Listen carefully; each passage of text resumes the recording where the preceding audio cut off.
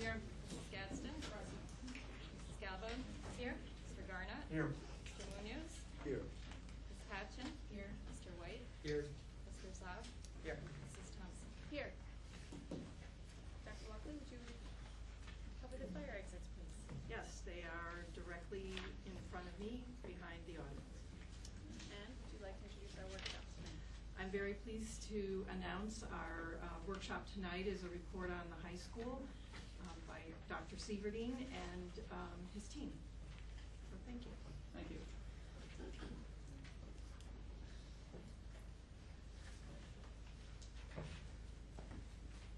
So, I have a brief PowerPoint.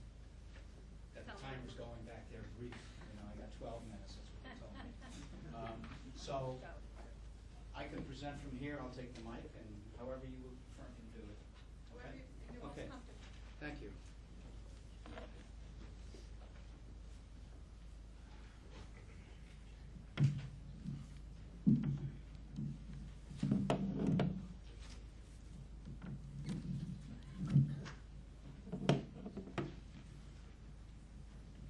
And Mike, you need me to use this, correct? Okay. Good evening, everyone. I'm happy to do the Beacon High School report for this school year. First, let me introduce my administrative team, Mr. O'Neill, Ms. Ashley Jackson, and the many high school teachers that are here tonight, and all district teachers, welcome as I do this report. We'll look at some of the enrollment and staffing data, our academic goals, initiatives, continued and new, and then building a culture of success. I want to spend a little bit of time doing this because this ties in with a lot of other initiatives that are going on. As you can see, our 9th grade enrollment, what I did is from July 1, these were most of the students that were either coming from Rombout or kids that were here last year.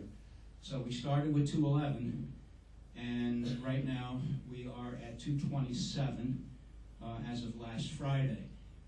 And if you look straight across, all right, 9th grade, what I did is I broke it down by age. And the reason I did that is because a number of other initiatives are going on right now. When we talk, we're doing a dropout prevention program. We are tracking students that are dropping out of school. Last year we made a significant improvement, but when you look at the reasons why, I decided to even, beginning with 9th grade, you see where it has the age, 13, 14, 15, of those 16 kids you see on the right hand, those were our new students since July 1. And if you look at 16, 17, and 18, what that means is the number of students who were that age, and on that slash underneath is the number of credits that they have when they came into the high school. And when we've been looking at our dropout survey, we find that there are a number of students who come into Beacon City School District at an older age from other districts with very little credits. So that is a problem that we have to look at and how we're going to tackle that. And you can see I did the same thing for 10th grade.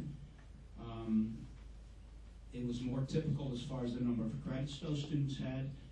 And then 11th grade and 12th grade. We had 15 new students that came in from other districts, 13 that were 18 years old, and 2 that were 19. All right, so in order for us to take initiatives and to look at the data and how we're going to tackle that, you need to know this. I'm happy to say that we're going to be doing this as a district task force because, as I continue saying that in the last couple of presentations, that students who drop out or develop these patterns of not coming to school doesn't start in high school. It starts early on, even in the elementary school years. And that's what we're planning to do, is to take a look and come up with how do we curb that.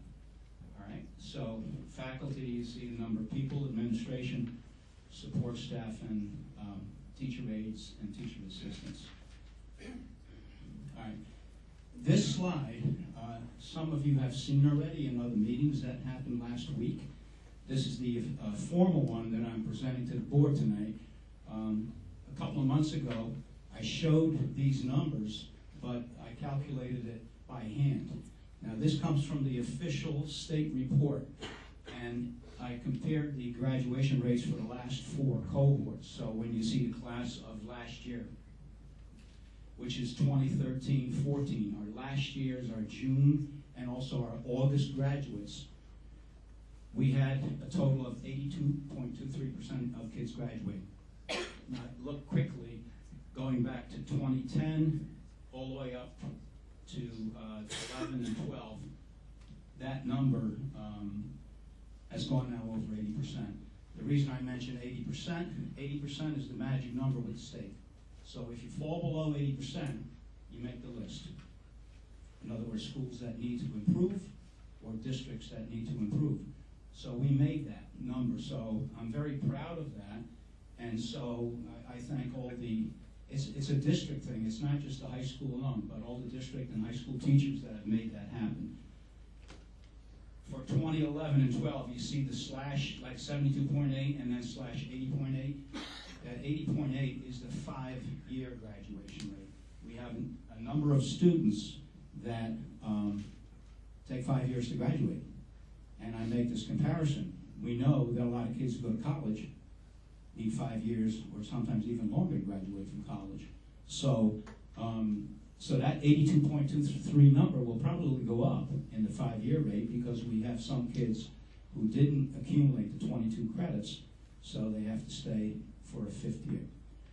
So, and if you look across, breaking it down by ethnicity, African American students, 83.3%, Hispanic students, 72.7%, white, 86.1%, and look at the rates too for special ed. We're not resting at our laurels right here, but there's been continuous improvement. And working with Mr. Mullimer and all the special ed teachers, we're making progress, and we just need to continue those efforts.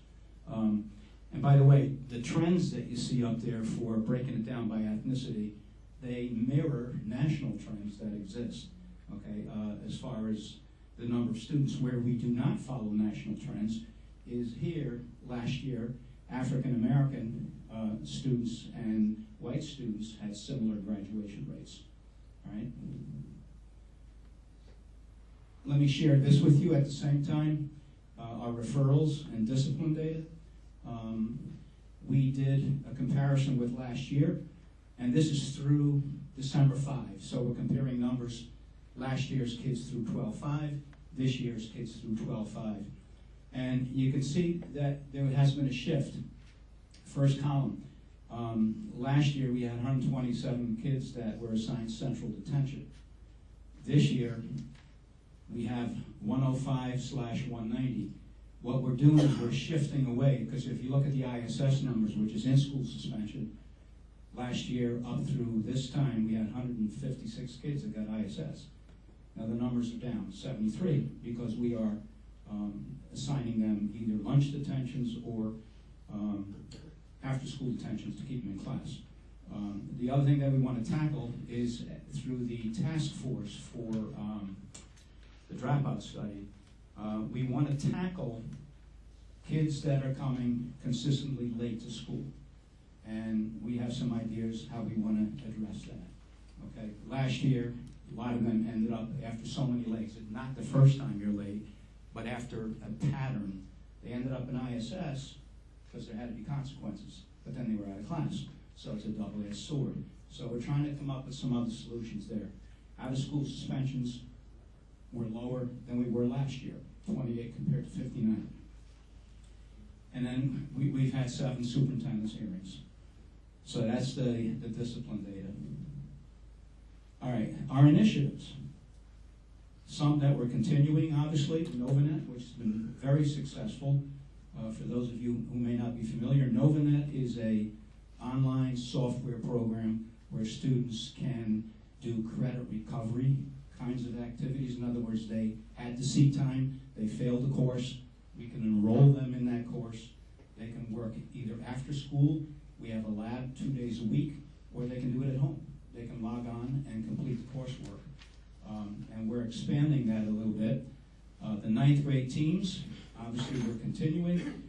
2 years ago, the 8th graders that came from Rombau, we decided that we were going to develop a team structure so where they would have the same core teachers. And they go back to those core teachers if they need academic support, 1 period a day. And the teachers had common planning time. All right, that we found to be very successful. And then, of course, the transition from Rombau to the high school goes and ties in with that. We're continuing with curriculum review, and I'll point some of those out as we go through each of the departments. The new, we instituted a bridge program, and I'll show you the numbers momentarily. We are looking at our DCC course offerings, and we are hoping to expand those, the possibility of teaching DCC and a couple of other departmental situations, and the D Task Force Action Committees. I'm sure you've seen the advertisements and the announcement of meetings. There is a district task force that is looking at the dropout rates for high school, but also how it impacts the district. And there's 4 action committees that are working on that. I'm taking the attendance piece where I'm working with I'm chairing that committee as part of the education part. We have a parent that is a co-chair of that. We will be meeting independently and then reporting back to the big task force, about 3-4 times a year. The other ones would be parent education, which will be headed by Mrs. Kellogg, and we will have creating a culture of care and respect. Dr. Walkley is heading that one. And then the last one would be connections to the community, parent-school connections, and Ms. Atwell will be sharing that. So the action committees will be working independently and then coming back to the large group. And like I indicated before, we will be focusing, my responsibility will be the attendance piece, all right? Okay. I want you to take a look at this, because these were the results after the first quarter for students that we assigned to our Bridge program. The Bridge program is for general ed students that were not successful, who came to the high school, if you look, failing most of their courses. And you see 2013-14, and I just identified the students by number. And you can see ranging from either failing everything or just passing one subject and failing all the rest. I think we mentioned this before too. I think as a district, we have to start looking at what are the solutions to students who are not ready to go to the next grade level. I mean, we have to look at that. So if students are coming to the high school and not having success, then what would happen, obviously, if we put them in a traditional 9th grade program? So I go back to my experience as a middle school principal for a while, where I am convinced that the teaming concept, starting usually in middle school, is what works best for kids at that level. So if we have students who are not successful coming into the high school and we put them in a traditional 9th grade setting, then that pattern is going to continue. And if you look, for example, 2014-15, after the first quarter, same students, and you can see the difference. And the design of the program essentially is this, is that it is a self-contained group. The teachers go to the classroom. We have a teaching assistant that works with them. And the idea for the first, I would say, 3-4 weeks was to focus on developing study skills, time management, being successful, and then gradually phase into the work to get them ready. If we were to have put them in 9th grade work, I don't think I would be showing you these things. Now, at least they will be getting credit most of the courses that they're in. Some of the one subject that they're still really not ready to be doing the work, so they're doing nothing but reinforcing until they're ready. All right, so the other area that's most important, as you see right there, is the absentee rates and the lateness. But some of them still have to improve there. I indicated to them that if they continue with the success, then we'll start seeing if they can start moving maybe for some subjects. But I don't, probably not this first year. But this is the model, and so far it has worked. All right. Let me just take you through some of our curricular areas. For science, we are continuing to incorporate the ELA and math concepts in science instruction. 2 years ago, some of the science teachers, they developed literacy labs, and we're continuing to implement them. And then now we're going to be incorporating technology using the Chromebook carts and use of smart boards in the delivery of science instruction. English, we are continuing to use the units, but they're modified from the New York State ELA modules. And then the teachers are examining the benchmarks for each grade level and increasing the rigor for those benchmarks. In social studies, the department came up with what they call Quizlet, which I'm not familiar with that. I got a lesson in that the other day when they told me that's what they were doing. But essentially it is, it's an app that the kids have on their phones that the teachers can post all their vocabulary for U.S. history and government and for global history and geography, so that there's constant application of integrating those ELA standards and vocabulary and reinforcing those skills. We're also now using Castle Learning along with NovaNet for Regents Review. And by the way, both of these programs can be used at home. So students can go home, they get an account, they log on, and then they can continue their work. And then all the teachers are using a Google Shared Drive for all their assignments. They're posting them on there, and everybody has access to it. So students are putting work on there, and everybody can see that. Mathematics. We started using last year for algebra, the Common Core booklets, and the math department under Mr. Riley's leadership found a series of workbooks that were perfectly aligned with the Common Core algebra modules, and everything is in one workbook. And we found out that it was less expensive also, so we shifted to using that. And they also have an Excel spreadsheet that they designed, which they entered every student going back to 4th grade, all of their New York State math assessment scores. And then also we're offering this year DCC pre-calculus. Art, the project, Hello Beacon 2163. It's a time capsule project that I think our English department is working on that as well, along with our art people. They're doing drawings and renderings that are going into the time capsules.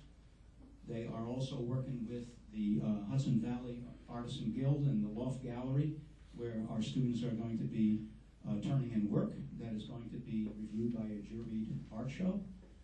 And we are also exploring new course offerings for next year. And, I put 2014-15, but also and beyond, we're going to be making some recommendations for our art program. Second language, we're looking to make a recommendation for DCC Spanish. Special ed, staff training for Read and Write Google software. This is a web-based program for students who need support with reading comprehension and writing. And we're currently working with the task force from BOCES to develop the quality improvement plan for special education students here at Beacon High School. So that's a project that's ongoing right now.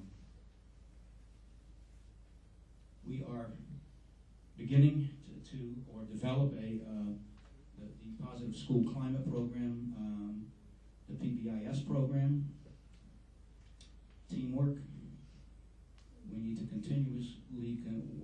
school improvement process, which we're doing now. And again, what drives all of this, we have to attain continuous highest level of student achievement. And our Beacon players. If some of you were fortunate enough to see the productions of the Beacon players, and the reason I put them with not only all the other activities that we have our athletic program, kids who participate in our sports program, kids that participate in all the other activities that we have. I also just want to mention, because not only is it a working with students to put on a major production like that, and again, I mentioned for those of you that saw it, it was phenomenal. And the amount of work that goes into putting a show together like that is amazing. And those kids are here sometimes late at night, day after day, but they also have to keep their grades up. So they have a whole system of providing help for kids doing their homework, kids that need to work with other kids if they need some extra help. And also it helps teamwork and establishing community connections. And by the way, that happens for everyone who's involved with the Beacon players. It happens with the kids that are on stage. It happens with the kids that are doing the scenery. It happens with kids that are just working there. And also the community connections. We have youngsters from the elementary schools that are part of the cast. And from what I hear, I mean, they just love coming here to work with the students that are putting on the show. And then from the perspective of community connections, we've worked with our local churches. And in closing, Mr. Adamchuk, want me to try it? You want me to do this? No, you don't want me to do this. I'll lose the whole thing. You want to just go to the next thing? I don't want to mess it up. So, having said all that, all these connections, and I think the buzzers went off and said, get off the stage, you had enough time. How much? Oh, okay. Here is the finale for that. And by the way, some of the adults in the back there were from the choir in the local churches.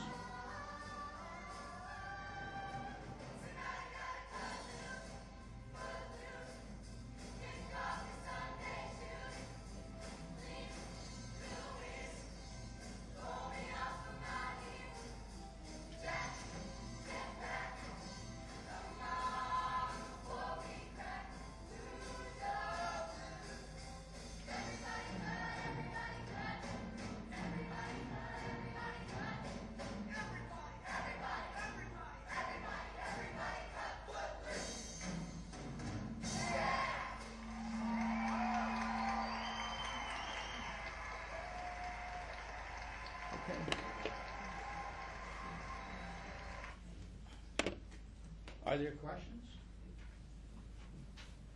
Dr. Walker? Thank you very much. Yes. I just had a question. What has been done differently this year to combat the disciplinary issues? Because I see that there's a decrease in disciplinary issues, and I see that you're keeping students in school so that they're not out of school. So what has been done differently to decrease that number? The one change, let's say with the in-school suspensions, we've moved away from, there was a certain cutoff, but it wasn't the first time. In other words, there's a whole pattern of progression there. I mean, the student was late, once, twice, 3 times. Phone calls were made home. The assistant principals meet with kids when they come in late. Then it got to the point by quarter, if they had, I think 10 times, they would get internal suspension. And would keep them out of class. So we changed that. So now instead of the ISS, they have lunch detention on the day that they're late. So they're coming out of lunch. And also then after school. So that's why the numbers, they went down from ISS, but more kids kids being assigned detention. All right, so we're going to try that. In the other areas, I think just a sense of being consistent. Working with kids will infractions they'll happen, but it's just a matter of how they're applied. Our guidance counselors, for example, spend an awful lot of time with kids in counseling them, especially when we're talking about the attendance issues, where we're tracking kids, knowing who the kids are that are not coming to school, phone calls, even home visits to make sure they get here. And as I indicated a little bit before, we've broken it down very specifically to attendance is the umbrella, but underneath that, we've broken it down by, let's say, the students that dropped out. It may be this reason, this reason, this reason, and then you see a pattern develop. And if you look at it across the board, for which one is a very common one, if you look at it, was the kids transferring to Beacon High School at an older age with very little credit to their name. All right, so that's going to take some creativity, to find a solution to that. I mean, youngsters coming even as late as March, April, 17 or 18 years old, with 2 or 3 credits to their name, and you need 22 to graduate. So, are we there yet? No. But you see the numbers are getting better.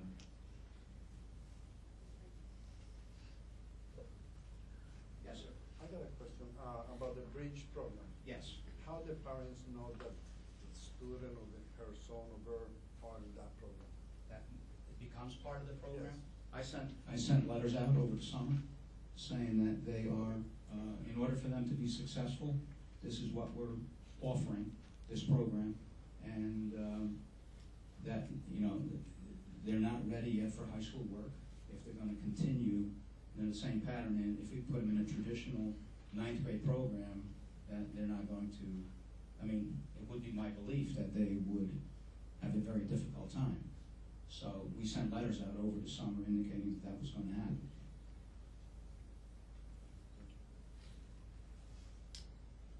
And you know what? Let me just add something to that.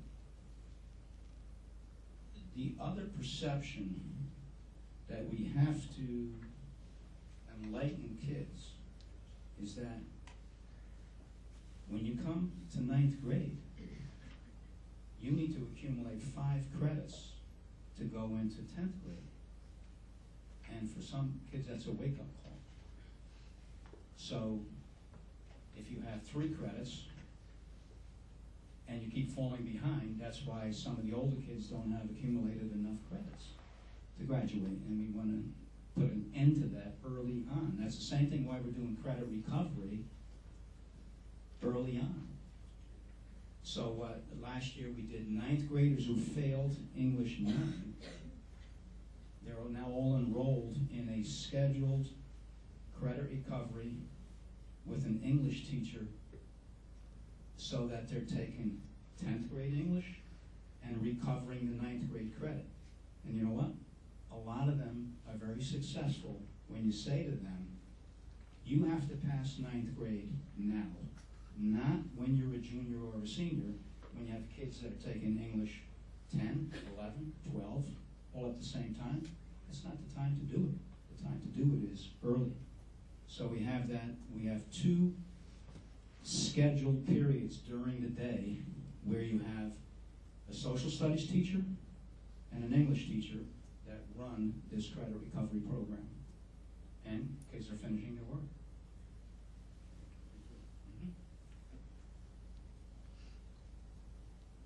Okay. Thank you, Was Dr. that Mrs. Conrad? 25 minutes? Oh, sorry. Thank you, Dr. Sieverding, for your presentation. I think during much of your talk, there were moments that we all wanted to cheer for, but I think we all need to give the whole Beacon High School community a big cheer for reaching 82%.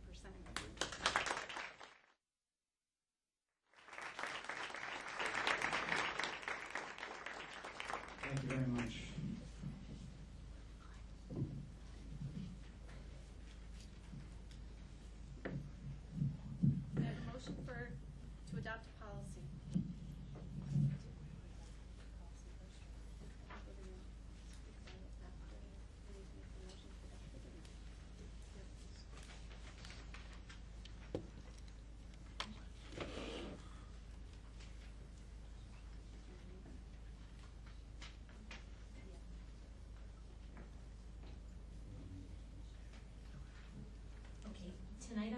agenda, you'll see a proposed policy. One of the main functions of the Board of Education is to adopt policy for the school district. The board as a whole doesn't review policy. We have a committee called the Policy Committee. There are 4 members, Mrs. Patchen, Mrs. Gadsden, myself, and Mrs. Thompson, who sits on all committees as her role as the president. And before I share the policy, just a little bit of context for you. Last year, the district purchased a policy support service. The role of this service is to assist us in updating policies, so they let us know and provide us with recommended updates based on changes in laws and regulations, either from the state or the federal government. So we're starting now to go through policies. We have numerous meetings coming up. Our first meeting was on December 2nd, and we actually only reviewed one policy at that meeting, and that policy is on public participation at our board meetings.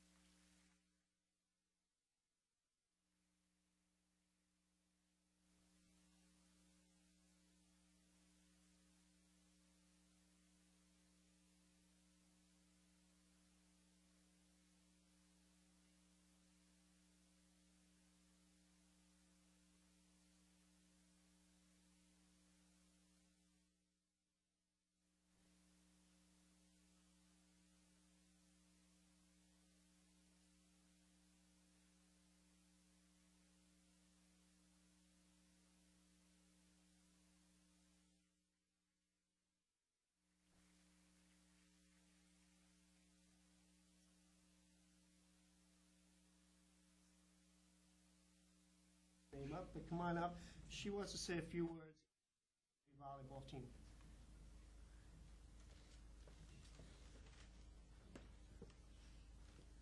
Good evening, everyone. I'm Eleni Kurtzis, and I'm a member of the Beacon varsity volleyball team. Although our season started later than usual, our team adjusted quickly. Without having a coach through mid-August, when we would normally begin our preseason, we had a rough start.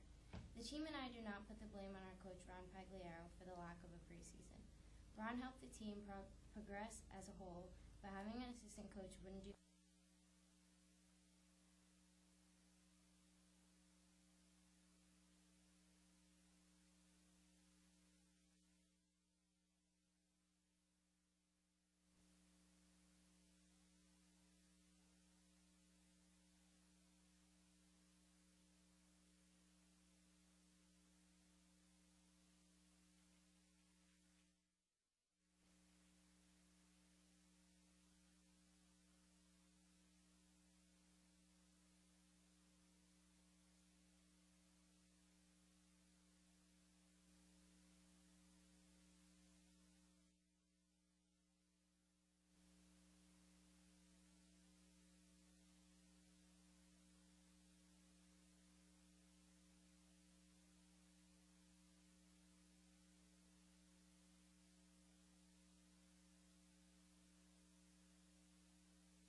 time, and won with a game-winning field goal with less than 50 seconds left in the game. They played a tremendous sectional game against Rye. They really gave. Usually that game is a mismatch. The effort and they never gave up, and it ended up being a very close game. One of the things a couple of things that really I really liked and appreciated this year with this team was, one, character. Showed a lot of character to be able to come back from deficits and win ball games. In past years, those teams would fold and give up when they got down a touchdown or two. This team didn't. Teamwork. I heard some of their pre-game and post-game speeches, and mostly they were, the person that did all the talking was John Underwood. And after listening to him in the huddle, I wanted to go out and bang some heads playing football. I mean, they considered themselves a family, and they played like a team. And I haven't seen that in too many of our teams here in Beacon, whether it be football or any other sport. I've seen a lot more talented football teams over the years, but this group of kids played as a team, and the end result is they had one of the most successful seasons that we've had here in Beacon. Sportsmanship, I can't say enough. We didn't have one issue with this team, and one of the things that I really like, and whether it's football or any other sport, you knock the kid down, these guys were reaching down and picking up the players and helping their opponents up off the ground. That's sportsmanship, and they really did a great job this year. And they also attained academic achievement. They were a New York State Scholar Team athlete winner. Congratulations to the football team. At this time, I'd like to have Coach Mahan say a few words and introduce some of the players on the team. Good evening. Yeah, I do have to say, coaching this team was an absolute pleasure this year.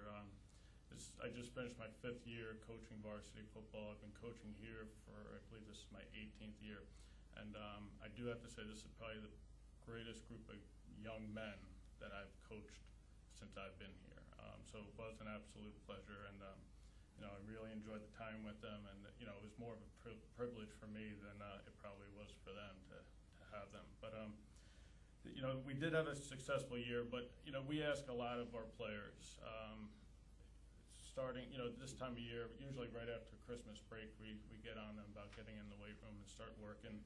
And they work their butts off from that time of the year all the way on through. And this group did, whether they were here working in our weight room or going to some outside sources. They worked hard. You know, we start working in the springtime doing 7-on-7s, and we meet 3 times a week all summer long. And then the season starts in mid-August. And you know, from that point on, it's 6 days a week for 10 weeks. So we ask a lot of them. It's a big commitment. Not everybody can do it, and it takes a special person to do what these guys have done and to be as successful as they were. We did have a great year. I did see in them, what we had, and a lot of what Ms. Romino said about their sportsmanship and character, all that translates to them and their success on the field. Like Ms. Romino said, we finished 6-3. It was our first time we finished. We made the playoffs since 2005. It's been our goal for quite some, since I started here to make the playoffs. So it was great to see us, be able to meet those goals. Like Ms. Romino said, we had 4 comeback wins. They were great wins. They were, thrilling for everyone involved. I could do without them. I'd like a bigger lead, but I'll take them. One of the big highlights that we had was our homecoming game where we needed a win, and that win would have gotten us, did get us into the playoffs. And not only did we win that game, it was a homecoming game, a lot going on, and we ended up beating Spring Valley by 5 touchdowns, which was, great to see for our players. Not just what they did on the field, but what they also did off the field. This was the first year in my 18 years that we did not have one student that was academically ineligible. We had 0 students, which was great to see. We had 17 honor roll players, and it's the second time in the past 3 seasons that we've had an athletic scholar team, which was a real privilege to have. And all that translates to what these guys have done on the field. So I give them, not just the fellas that are here tonight, credit, but the entire team. I would like to invite up, we did have 6 all-league players this year. I have 4 of them here right now, if you guys want to come on up. I did have 5, one had to run off to wrestling practice.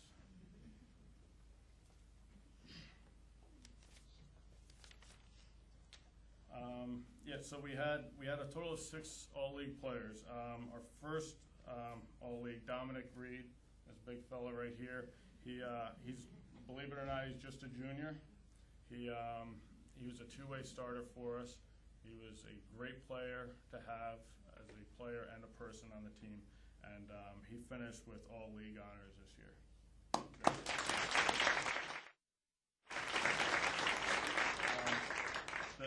One of the guys that did have to leave, I will mention him, Justin Warner. He was also all-league player. He's a 2-way starter. Almost quite as big as Dominic. He's a big boy too. Worked just as hard. And he not only was he all-league, but I just found out last week that he was also named Lineman of the Year for Section 1 too.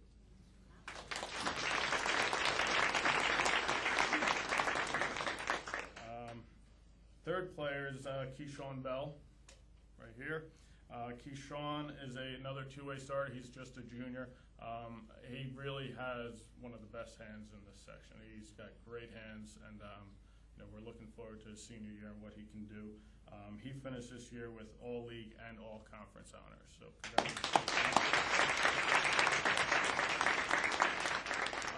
Kyle, right here, he's a 2-year starter quarterback for us. Obviously, if you know football, that's the toughest position on the field.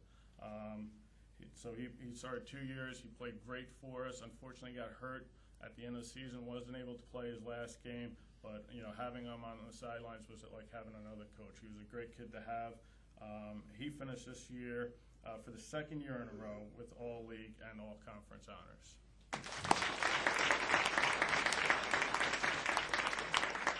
And last but not least, we have John Underwood. He's like Ms. Romino said, he's the ultimate leader. He's the guy that rallied the troops, and he was, he never came off the field for us. He was on the field. He played offense, defense, all the specials. We really abused John quite a bit this year. Not that he minded, because he loved it. But he finished this year with quite a few honors. He had all league, all conference, all section, and he was just named the Poughkeepsie Journal First Team All-Star.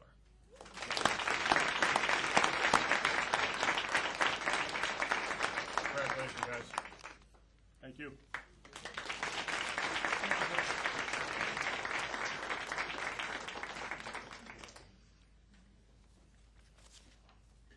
it's time for me to say my goodbyes here. Not to get too emotional. I'm not Derek Jeter, but I'll do my best.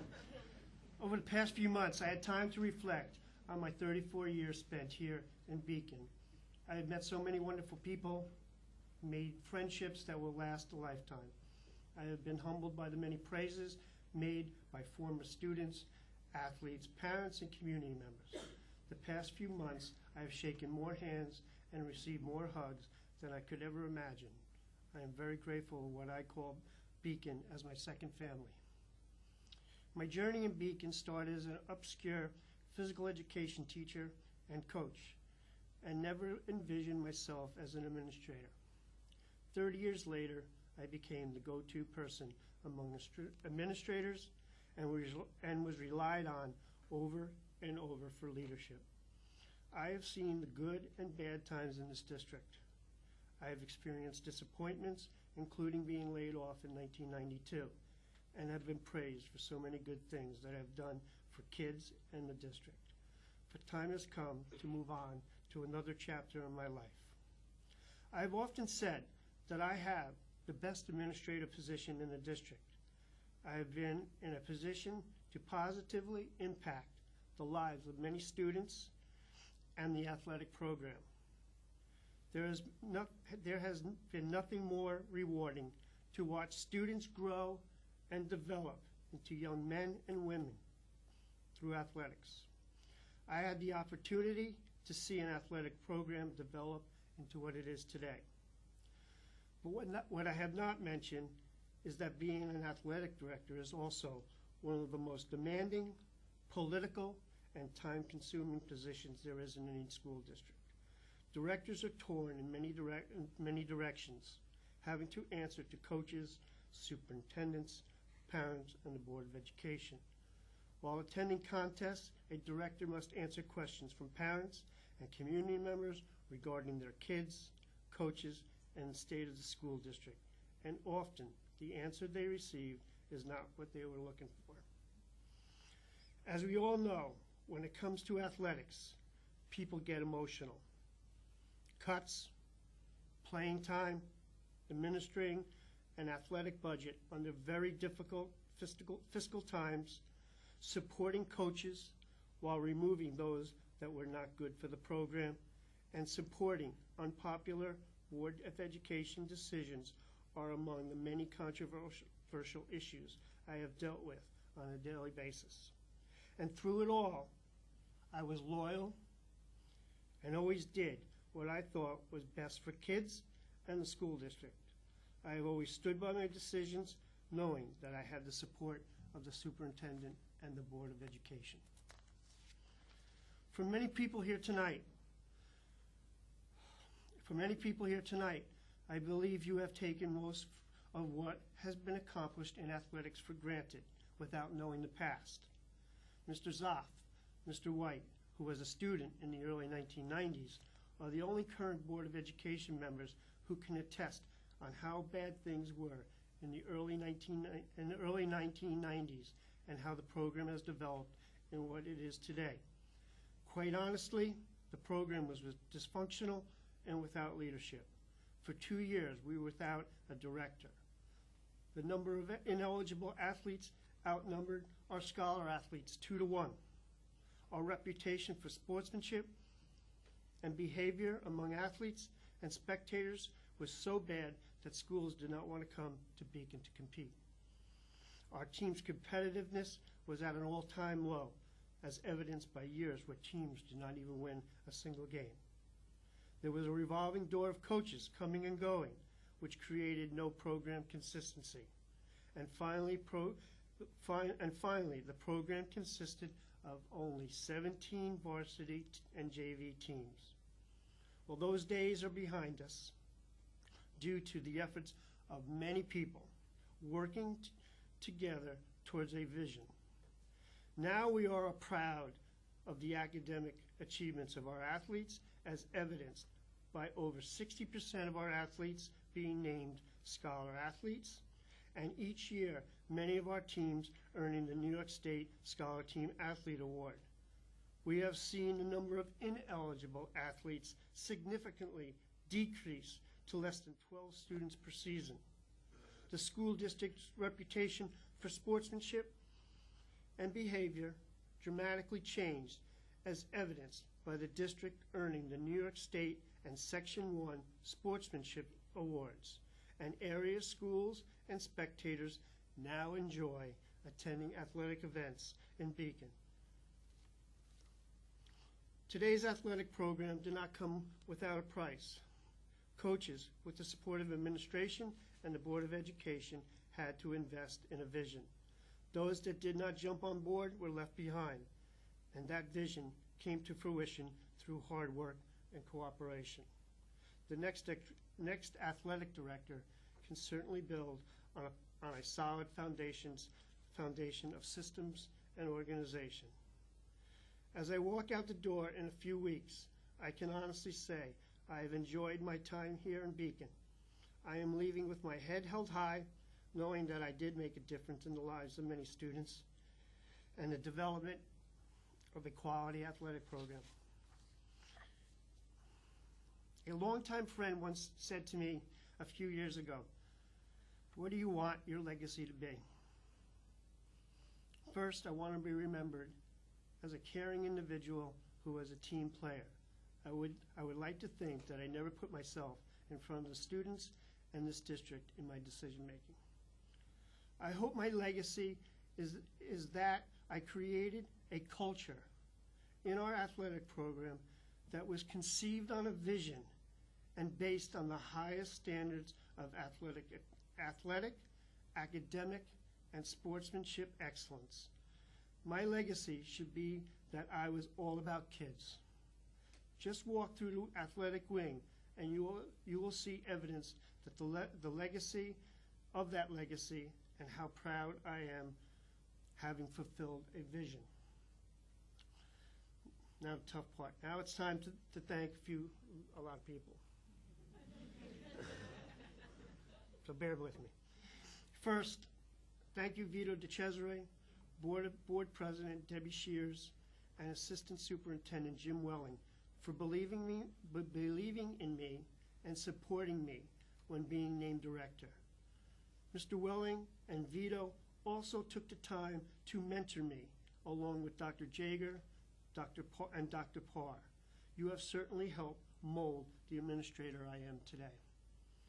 Thank you, Anne Marie. We relied on one another quite a few times over the last few years. I consider you a friend and somebody that I could always talk to over in central office.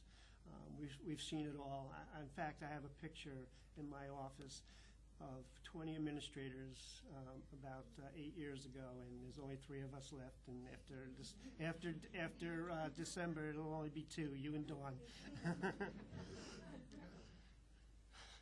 Thank you, Dawn Candello, for your friendship. The friendship we developed. We were a good team in providing the BEA leadership. Thank you, Lisa Tompkins, I don't think she's here today, for all your help.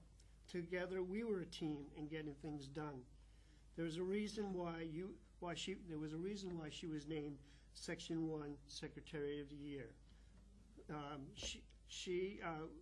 Like many athletic departments, the secretary is the backbone of the athletic department. I couldn't do the job without her. It was amazing how we think alike after all these years. It was almost like having a second wife. Thank you to all the coaches, past and present. We did not always agree on issues, but in the end we supported one another. You have been asked to do more with less resources, yet you worked hard to improve your program and did what was right for kids. I am proud of you and what you have accomplished. To the faculty and the staff in the middle and high schools, I thank you for your support and trust. You too helped me grow as administrator. You were patient with me and understanding through those early years, and you really helped me through it. Oddly enough, My name appears on a list of principals and assistant principals many times in both buildings. I guess that's another thing I should be proud of, even if there's an asterisk next to my name. To Kim Atwell, BTA president, thank you for your support. We often didn't agree on issues, but we learned to respect one another's position on issues. Good luck in your future endeavors. To my administrative colleagues, thank you. I wish you the very best. I was glad to provide you leadership. To my longtime friends, Bob Atwell and Dave Riley, thank you for your support and friendship. Dave, our friendship began when you wrestled for me over 30 years ago. It's been quite a ride. Thank you. To all the athletes, thank you for the great moments. I can't thank you enough. You know, the wins and losses over the years, I don't remember, but the friendships I got through coaching kids, I'll never forget. To the community and parents, thank you for your support and praises. You have really appreciated what I have done. To the Hall of Fame committee, I thank you for inducting me into the Hall of Fame and your efforts in naming the gym or athletic wing in my honor. To Dr. Walkley and the Board of Education, thank you. I would be remiss if I did not thank my wife.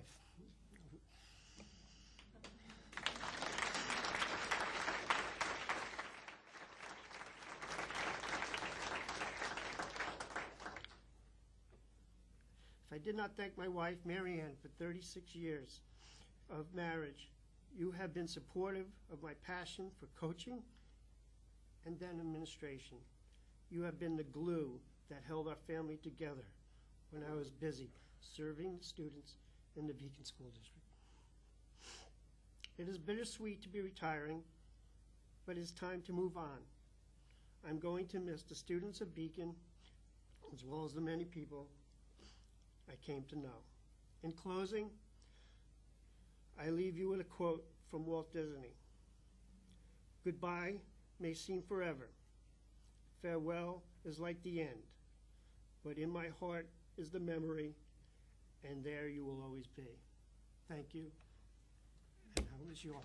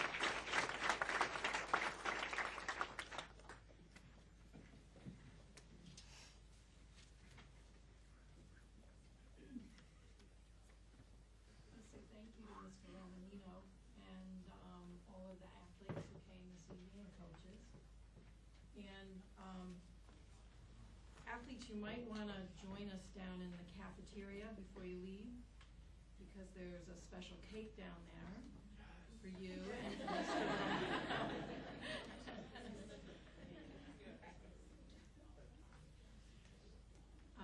So we're going to break for a reception in the cafeteria. The board will be down for a few minutes, and then we're going to have an executive session. So we want you to enjoy and have a moment with Eric. And then we're going to come out from executive and restart the meeting as soon as possible. Thank you.